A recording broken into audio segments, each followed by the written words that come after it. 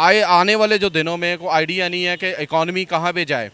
World war जो चल रही है, रिसेशन चल रहे हैं, चाइना की जो उन्होंने भी अपनी प्रोडक्शन कम कर दी है, वो भी सोच रहे हैं कि यार आगे हो क्या रहा है। जी हाल तो यही है कि ये जो यूक्रेन और रशिया की जो वार चल रही है, ये जो अमेरिका जो काम कर रहा है, इसको थोड़ा सा ज़रा स्टे लेना चाहिए, क्योंकि अमेरिका को खुद के हालात बेहतर नहीं है। कोल्ड वार किस्म की सिचुएशन चल रही थी ईरान और सऊदी अरब के दरमियान, वो भी हल कर ली।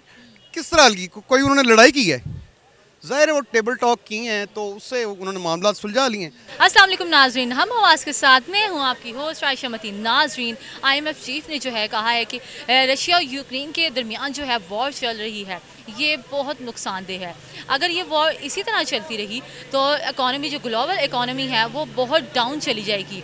अगर आप अंदाज़ा लगाएं तो उन्होंने कहा है कि 3 पॉइंट समथिंग थी और अब ये 6 पॉइंट समथिंग थी, अब ये 3 पॉइंट पे आ गई है। तो हम आइए आवाम की तरफ चलते हैं, उनसे पूछते हैं ये वॉर जो है इसका क्या सलूशन है और किस तरह से ये इसका मेथड जो है वो फॉलो किया जा सकता है और क्या मामलात को बेहतरी की तरफ लाया जा सकता है। चलते हैं आवाम की तरफ। आवाम की तरफ जाने से पहले वीडियो को लाइक कीजिए और वीडियो के एंड तक बने रहिए मेरे साथ। अस्सलाम वालेकुम सर। जी वालेकुम सलाम। कैसे हैं सर? जी जी ठीक ठाक। सर, मेरा आपसे क्वेश्चन ये है कि जो यूक्रेन और रशिया की जो वॉर हो रही है, IMF चीफ ने कहा है अगर ये वॉर इसी तरह से चलती रही तो ये जो इकॉनमी है ऑल ओवर दी वर्ल्ड वो बहुत लो चली जाएगी। उन्होंने कहा है कि ये 6 पॉइंट कुछ पे थी तो अब ये 3 पॉइंट कुछ पे आ गई है, तो क्या कहेंगे? तो अभी ये जो रशिया और यूक्रेन की जो अमेरिका आपस में इनकी लड़ाई जो है, ये तो पूरी दुनिया को लेके बैठ गए हैं। तो अभी ऐसा है कि ये जो अभी यहाँ पे जो हमारे मुल्क के हालात हैं, ये तो उनसे तो फिर भी कुछ बेहतर हैं। अगर ये जो हालात को हमारे इलेक्शन वाले को बेहतर हो जाएं, इंशाल्लाह हम लोग उससे आगे निकल जाएंगे।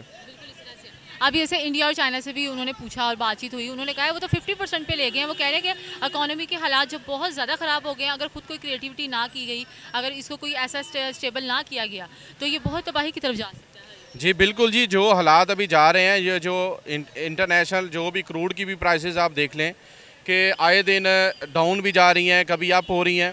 तो लेकिन कुछ दिनों में तो अप हो गई हैं। तो लेकिन मार्केट में अभी सप्लाई है, डिमांड नहीं है। अभी जो लोग भी इस चीज़ को अपनी परचेज़ की तरफ जा रहे हैं, वो लिमिटेड की तरफ आ रहे हैं कि कोई बंदा भी बड़ी परचेज़ में हाथ नहीं डाल रहा। वो कह रहा है कि यार आने वाले जो दिनों में कोई आइडिया नहीं है कि इकॉनमी कहाँ पे जाए। वर्ल्ड वॉर जो चल रही है, रिसेशन चल रहे हैं, चाइना की जो उन्होंने भी अपनी प्रोडक्शन कम कर दी है, वो भी सोच रहे हैं कि यार आगे हो क्या रहा है। और इसी तरह अमेरिका भी जो है वो रशिया का कल बयान आया था, वो कह रहे हैं जी हम लोग बड़े एंड लेवल पे चले गए हैं जो आगे वार का सोच रहे हैं। तो ये जो आगे इकॉनमी के हालात हैं, ये तो बहुत डेंजरस स्टेज पे जा चुके हैं। हमें इसके बारे में सोचना चाहिए ज़रूर। तो क्या इसका कोई हल है? जी हल तो यही है कि ये जो यूक्रेन और रशिया की जो वार चल रही है, ये जो अमेरिका जो काम कर रहा है, इसको थोड़ा सा ज़रा स्टे लेना चाहिए, क्योंकि अमेरिका को खुद के हालात बेहतर नहीं है। इतने कर्ज़े हैं वहाँ पे, लोग जहाँ अमेज़ोन के लोगों को उन्होंने फारिग कर दिया वहाँ पे, और जो महंगाई है, काम नहीं है लोगों के पास, और मूव करना शुरू हो गए हैं। जो अमेरिका से बहुत से लोग आगे पीछे मूव कर गए हैं सिर्फ इसी वजह से, तो आगे जो अमेरिका का फ्यूचर नज़र नहीं आ रहा जो ये काम कर रहे हैं। अगर अमेरिका कुछ करना चाहता है बेहतर, तो ये जो वार को कंट्रोल करे, ये वार के बाद ही कुछ सोचा जा सकता है। अदरवाइज़ ये डे बाई डे जो हालात हैं ना, वो डेंजरस ही होंगे। Thank you so much. मेरे ख्याल से मिल बैठना चाहिए जैसे खान साहब ने कहा था।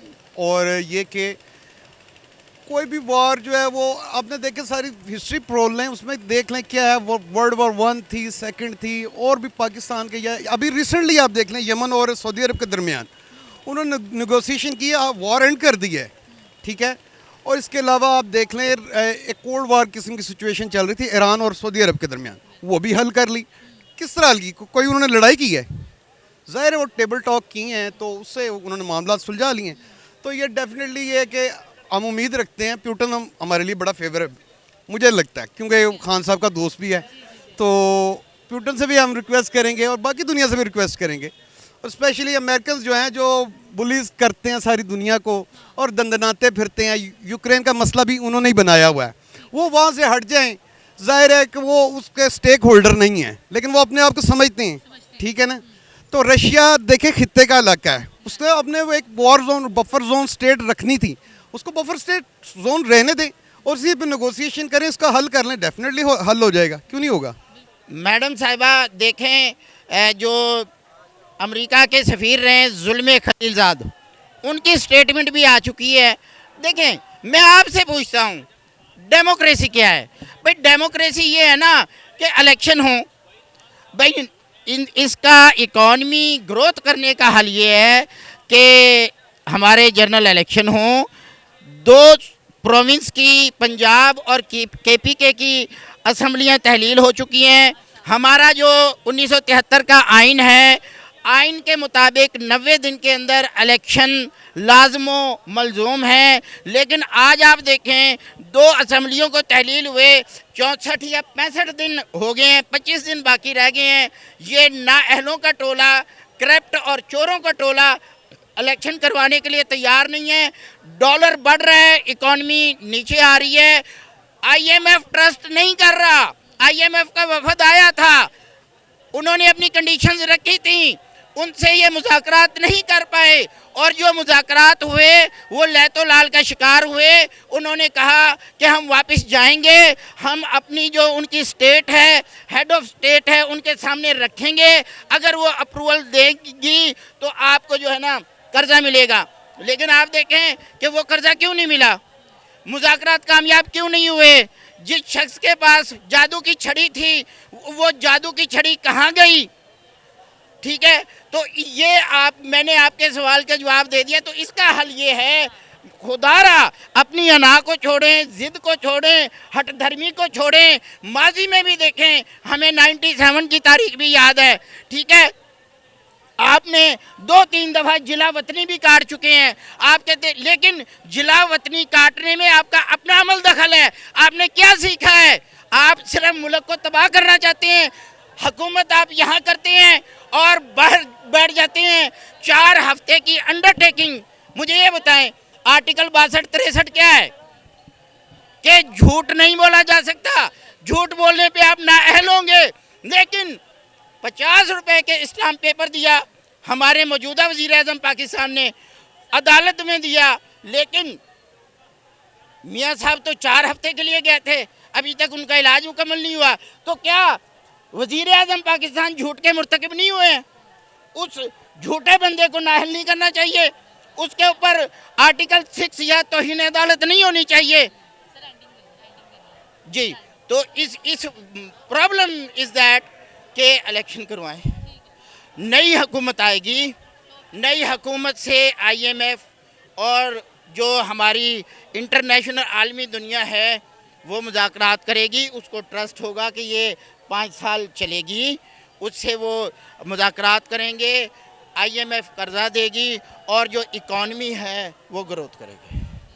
जी नाज़रीन, हमने बातचीत की लोगों से और उनसे पूछा, IMF चीफ ने जो कहा है ये रशिया यूक्रेन की जो वॉर है ये क्यों इस तरह से उनका कंटिन्यूस लिया, तो उन्होंने कहा है कि उनको आपस में बैठ के बातचीत करनी चाहिए और बाहर में आपसी रजामंदी के साथ इस बात को ख़त्म करना चाहिए ताकि जो मुल्क की इकॉनमी है जितनी ख़राब हो रही है वो बेहतरी की तरफ जा सके।